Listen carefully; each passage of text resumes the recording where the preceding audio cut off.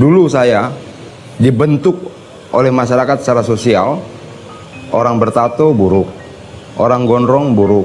Lalu kita menghakimi masa depan mereka karena tampilan-tampilan mereka. Hidup tidak sesederhana itu. Masa depan orang tidak bisa kemudian kita hakimi, diukur dari tato, dihakimi dari panjang pendek rambutnya dan sebagainya. Semua orang boleh punya masa lalu yang mungkin saja tidak baik bagi yang lain. Tapi masa lalu itu tidak cukup kuat untuk menjadi hakim bagi masa depan dia. Tanpa kita sadari, kita sedang membunuh dalam tanda kutip masa depan orang lain.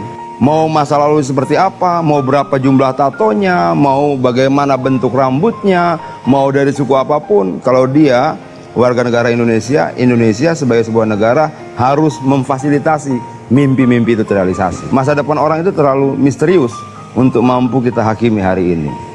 Sanggup tidak kemudian kita membuat Indonesia menjadi fasilitator untuk semua siapapun kita merealisasikan mimpi-mimpi kita. Ternyata punya mimpi saja tidak cukup ya.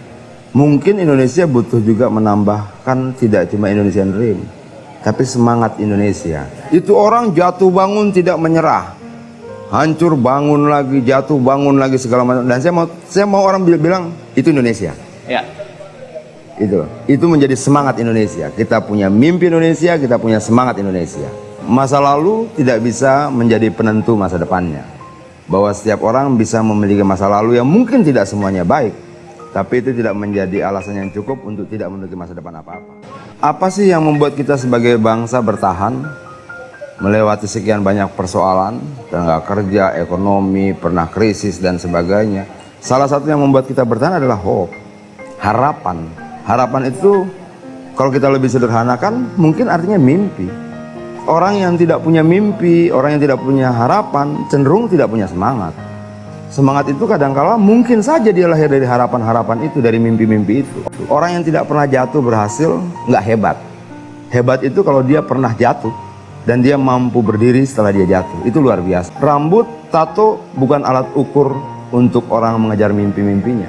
Yang membuat dia berhasil mengejar mimpinya bukan rambutnya, bukan tatonya, tapi semangat dia.